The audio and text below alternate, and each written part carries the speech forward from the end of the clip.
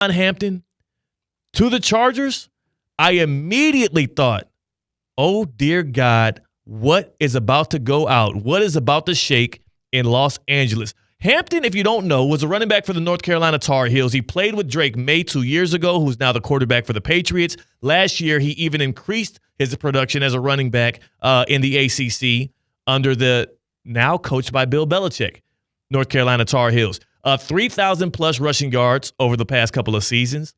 Hampton has a lot of juice.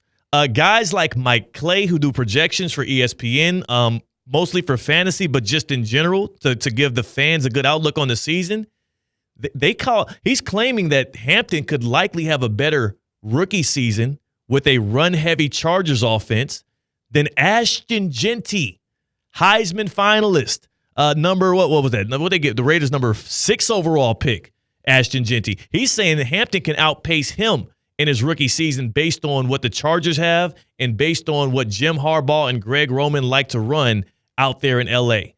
And the reason I say this move is being a bit overlooked is because in the grand scheme of things, when you think Jim Harbaugh football and you think about what he relied on when he was at the Michigan, when he was up in Ann Arbor coaching the Michigan Wolverines, leading them to a national championship, sure, he had the big-time prospect J.J. McCarthy at quarterback. Sure, Colston Loveland was part of that as well, a guy who just went top 10 in the draft. He was his tight end, one of the big targets. You had a Roman Wilson on the outside, a wide receiver. There was a lot of talent on the offense, but what did he lean on most to make sure he can come out big? Harbaugh likes to tote the football. He likes to keep it on the ground. He went out and got Najee Harris this offseason. He used his first pick in the first round to get Omarion Hampton, who is an elite-level running back prospect. Expect the Chargers to establish the run and do it all day long. And Cade Shumsden, who's with me again, in for Christian Cat, you, despite being from Minnesota, are a Houston Texans fan, right? Okay.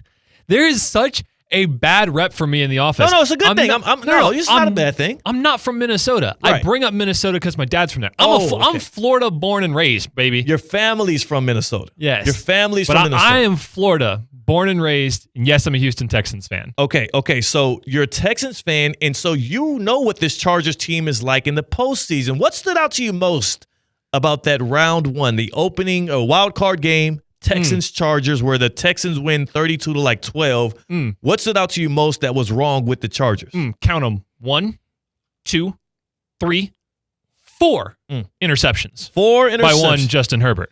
Justin Herbert, when it mattered most, threw 4 interceptions and threw the Chargers' chances of advancing in the postseason right away with that football. Now, we just had the NFL execs and GMs and everybody rank quarterbacks. Correct me if I'm wrong. What number was Herbert on that top 10 list? I know it was above Jalen Hurts. Was he 7? He was 7. 7th. They had Herbert, Justin Herbert, who we've seen have 2 abysmal playoff performances, his 2 chances in the postseason. First, he goes up against the Jaguars, and it was a tale of 2 halves. Where in the first half, he looked like he was going to be that elite prospect that takes over the league. And in the second half, he did everything in his possibility to make sure that the Jaguars can come back and beat them. Now, that's not all on him. If you get yourself a 30-point lead or so, you should expect your defense to close it out. But if you can't score in the second half of a playoff game, you can't bank on winning it. Last year was worse. Last year was regression from Herbert. And when many people thought the Chargers were coming up to the podium there at 22, often people were thinking, okay, well, the Chargers. I mean, the issue with this team was the passing game. Herbert threw 4 interceptions. He had to throw 14 targets to a guy named Ladd McConkey, a rookie out of Georgia. Ladd McConkey, who had 197 yards and 9 catches, I think it was a record-breaking performance Ladd McConkey had in that postseason game. So everybody's thinking the Chargers might want to improve their wide receiver room. Harbaugh went to running back. Harbaugh went and got Hampton. And the key to all of this is, if you look at what really hurt the Chargers in that game against the Texans, they had no opportunity to rely on the run. J.K. Dobbins was a shell of himself. Gus Edwards has been cooked for several years, but offensive coordinator Greg Roman just loves keeping him around. On top of that, when you have 50 total rushing yards to your name in a postseason game, you can't expect to win or compete on a high level. What the Chargers did this offseason and using their priority pick, their first pick on Omarion Hampton, it establishes a couple of things. Harbaugh wants to take the ball out of the hands of Herbert more and pound the rock to give him more help around him. Secondarily, there is an emphasis around that division itself, and it all goes back to one man. Every NFL decision you see happen in the offseason, especially when it comes to roster building in the AFC, every decision you see made, you should ask two questions. What does the money in this deal tell me? And what does this is our counter to Patrick Mahomes in this deal tell me? And the Chargers used their first pick on Omarion Hampton. Okay, who else is in the AFC West? Oh, you know what? Pete Carroll and Tom Brady are over there with the Las Vegas Raiders. Who did they use their top pick on, Kate? Ashton Jeanty. Ashton Jeanty at 6 overall. Well, that's just 2 out of 3, Theo. That's a coincidence that 2 teams used their first picks on running back, which is one of the most ill-advised moves in the league. And again, remember, what's one way to keep the ball out of the hands of Mahomes? Pound the rock, control the clock, keep possessions alive, and keep 15 on the sideline. So the Chargers and the Raiders do it. Oh, but wait. The Denver Broncos, with quarterback guru coach Sean Payton and Bo Nix, who was a rookie sensation last year as the 6th quarterback drafted, but the number 12 overall pick, there's no way he spent the priority pick on a running back too, did he? You would think not. R.J. Harvey out of UCF.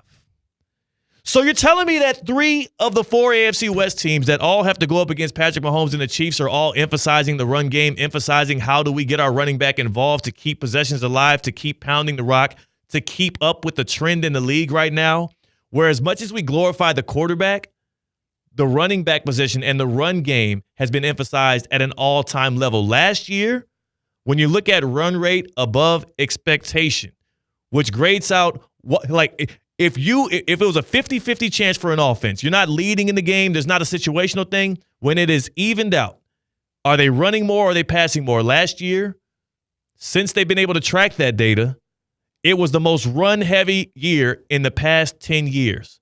And in the AFC West, it is leaning that way even further. We heard this was one of the greatest running back draft classes that we've had in a while, and we saw what some of the, I would say, expert coaches, if you will, with Sean Payton, Pete Carroll, right? Jim Harbaugh. We saw what they all aligned and did, and that has a lot to do with Mahomes as well. I say that the most overlooked move in this offseason was the Chargers drafting Omarion Hampton, and it is because people are going to see a seismic shift in the way that coaches, teams, and everyone around the NFL are going to be prioritizing the run game last year. We talked about the revival of the running back with Saquon and Derrick Henry, right? And your guy, Joe Mixon, the Houston Texans back. We talked about how that led so many franchises to being better on offense. Josh Jacobs, all over the league. Now they're doing it, but they're doing it with elite-level young running backs. We could be seeing the start of what we had in the early 2000s when we had dogs at that position all throughout the league. Shaun Alexander. We're talking about guys like Priest Holmes, LaDainian Tomlinson. We be getting a shift back to that. That's the reason why I love the NFL is its cyclical nature and its ability to kind of have parity through strategy.